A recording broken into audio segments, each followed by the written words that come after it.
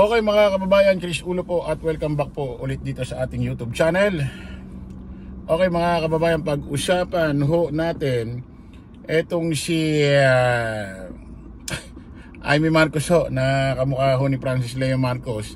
At ito hong si BP Inday Sara Duterte alias Siminit alias Pusit, na kung saan kanina ho kasi meron hong pagdinig hearing ho dyan sa Senado about ho rito sa pag-aresto ho kay Digong, yung dati ho natin presidente sa kasamaang palad, na kung saan hinagis na ho doon sa Netherlands The Hague ICC Court. Nung una binigyan ho ng pagkakataon si Bongo makapagsalita.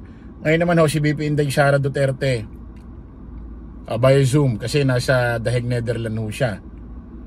Pakinggan ho natin mga kababayan ha.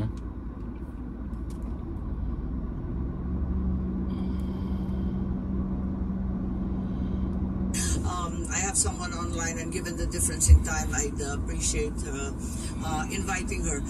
We'd like to recognize the Vice President, Sara Duterte, please, online. Given the difference in time, Senator Amy. Yes, maraming salamat.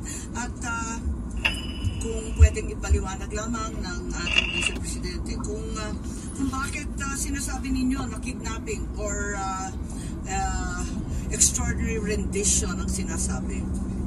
At gusto rin natin malaman yung tungkol sa warrant. Kayo na lang ang mag-umpisa. Salamat. Opo, Senator Amy, may I be allowed to read a statement? Grabe naman.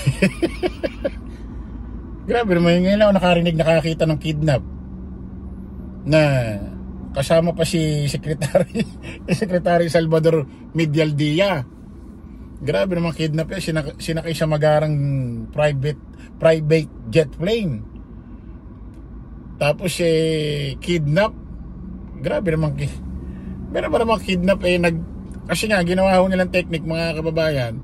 Kaya ho nila ginagawa malamang sa alamang na pinagtatagal ho nila yung senaryo doon sa Villamor Air Base.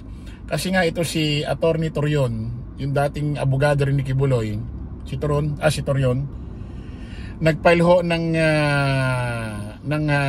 petition dito ho sa Korte Suprema ng TRO na kung saan mapipigilan ho yung paghagis kay Digong papuntang The Hague Netherlands dahil wala naman daw jurisdiction ng ICC rito. Kaya habang hinihintay nila, ang ginagawa nila, pinagtatagal nila yung senaryo doon. Baka in case mga ilang oras nakakalipas maglalabas ang Korte Suprema. Hanggang lumipas ho ang gabi, wala. Kinabukasan na ho naglabas ng hatol ang Korte Suprema at ang nilabas yung order hindi pa ho panig sa kanila.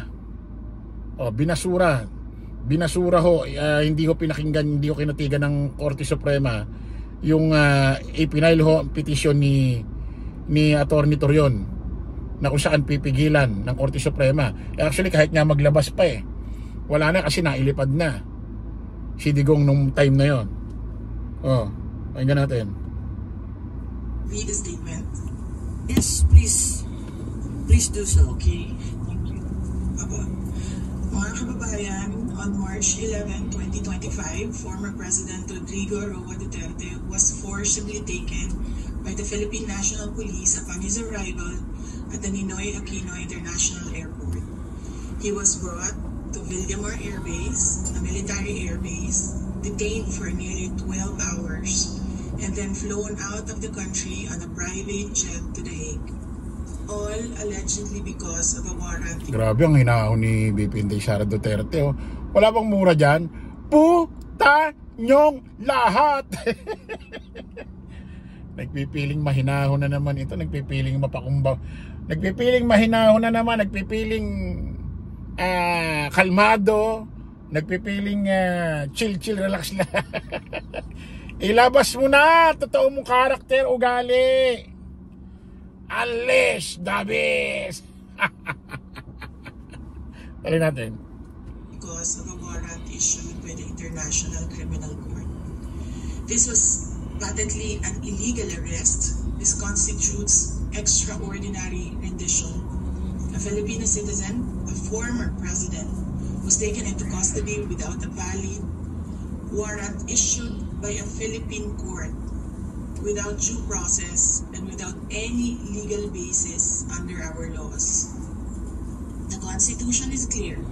Section 2, Article 3 of our Constitution explicitly states the right of the people to be secure in their persons, houses, papers, and effects against unreasonable searches and seizures of whatever nature or for any purpose shall be inviolable, and no search warrant or warrant of arrest shall issue except upon probable cause to be determined personally by the judge after examination under oath or affirmation of the complainant and the witnesses he may produce, and particularly describing the place to be searched and persons or things to be seized.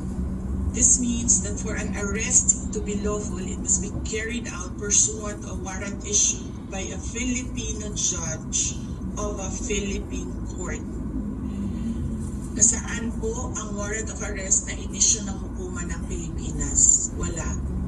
Without a valid warrant from a Philippine court, this was at best a warrantless arrest. Under the rules of court, warrantless arrests are only permitted in 3 instances. Bakit magkakaroon ng warrant galing sa korte ng Pilipinas? Eh hindi naman doon nagsampa ng kaso si Trillanes. Itong ginawang pag-aresto kay Digong, yung warrant of arrest nito nanggaling sa ICC court na kung saan mga nagkaso ho yung mga pamilya biktima ho ng kaanak ho ng war on drugs extrajudicial killing, at yung sinampahong case, file na case ni dating Senador Antonio Trillanes dito sa ICC court noong 2019. Bakit ang ine-expect nyo warrant of arrest galing korte ng Pilipinas? Bago pa nangyari ito, may bulong-bulungan na malapit na parating na ang warrant of arrest ng ICC court. So sasabihin na naman niya dito, kaya naman Jorix. Buti paikot-ikot na lang. Pumatik na bubuang na ako Paikot-ikot na lang tayo rito Sasabihin na, wala naman jurisdiction Walang jurisdiction ngayon. Walang jurisdiction ng ICC ngayon. O wala ng jurisdiction ng ICC ngayon. Ang problema nga, ang naghatid ng warrant of arrest ng ICC, Interpol, hindi naman ICC ang pumasok dito, Interpol. At nakipagtulungan sa Philippine National Police. At tinugunan niya ni Director General Torre ng CIDG. Ngayon, kung tatanungin niyo kailan ipinal niya kaso ng 2019, na kung saan pinutol naman ni Digong ang ugnayan ng ICC court dito sa atin sa Pilipinas para sa sarili niya kapakanan. Pero mula 2016, 17, 18, kasagsagan ng war on drugs, extrajudicial killing, miyembro tayo ng ICC. Pinutol niya ng 2019 kasi alam niya magpapile na si Trillanes. Ibig sabihin, pinutol niya hindi para sa taong bayan. Pinutol niya para sa sarili niyang kapakanan. Hindi siya mayari sa balang araw. Ang problema, pinutol niya ang jurisdiction ng ICC sa Pilipinas, hindi ang Interpol. Interpol lang nagatid ng warrant ng ICC. Doon itinulay Intindihan nyo ba? Muntik pa ulit-ulit tayo Maawa naman kayo sa amin, mga vlogger. Nabubuwang na kami kakapaliwala. Anak na. Permitted in 3 instances in flagrante delicto, had pursued and escaped prisoner. Dito tayo. None of these para mapadali tayo. Dito tayo siya mas niyang video. Siya na ba yun? Ito. Ang ginawa Ito. kay Dano and Marcos and other senators present. Alam naman natin lahat at alam nila na mali ang ginawa nila. Ginawa nila yun just to demolish political opponents. This is all about politics. The administration is using government resources, the ICC, to demolish the opposition. Wala na tayong argument. Mali ang ginawa. Ang tanong ngayon, ano ang gagawin natin para maibalik ang dating Pangulo sa Pilipinas. Wala na, ganun. Isa ako ngayon dito na gumagawa. Grabe, no? Parang, alam mo yon, parang uhaw na uhaw sila. Alam mo yon, mga kababayan, porket hindi na silang nasa posisyon ngayon, hindi na silang hari, hindi na sila siga katulad nung nagdaang administrasyon ni Digong. Alam mo yon, para may pagtanggol nila si Digong, may uwi si Digong, mapagtakpan si Digong, humuhugot sila ng mga legal basis. Mali yan, mali, ganito, ganyan. Dapat ganito, yan ang nasa batas, yan ang nasa batas. Pero putik nung panahon ni Administrasyon Duterte, na kung saan pinagpupupulot lang yung mga tao, pinagpapapatay, tinatamnan ng droga, walang mga legal basis. Inamin pa ni Digong dati, nung piskal siya, prosecutor siya, nagtatanim siya ng ebidensya. Inamin niya yung mga paninira, ginawa niyang mga paninira documents kay Trillanes, puro invento lang. Alam mo yun? Tapos yun, umuhugot kayo ng mga legal na, mga usaping legal, mga batas na kung saan para mapagtakpan nyo yung poon ninyo. Kung tutusin nga, hindi bagay sa inyo yung proseso eh. Ha? Kung tutusin, hindi bagay sa inyo yung proseso eh.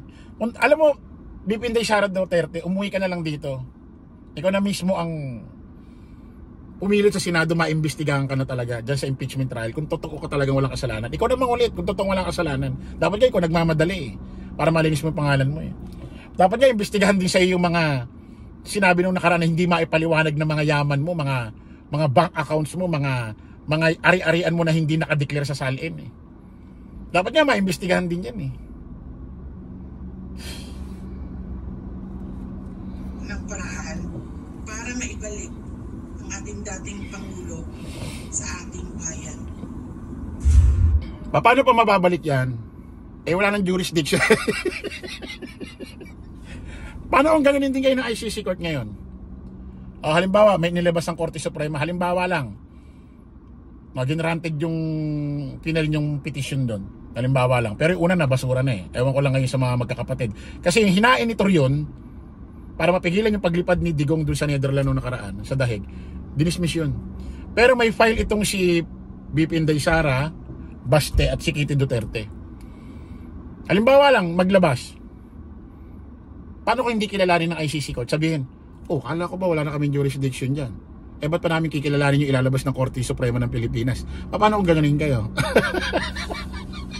Yeah? Paano kung ganonin kayo? Ano nangyayari? Naloko na. Okay mga kababay, kita-kita ulit sa panibagong live, panibagong vlog. Paalam po, pasamantalangin yung lingkod, Chris Ulo. Lagi natin tatandaan, don't follow the majority, follow the right. Maraming salamat, kita-kits po tayo ulit. Bye-bye po.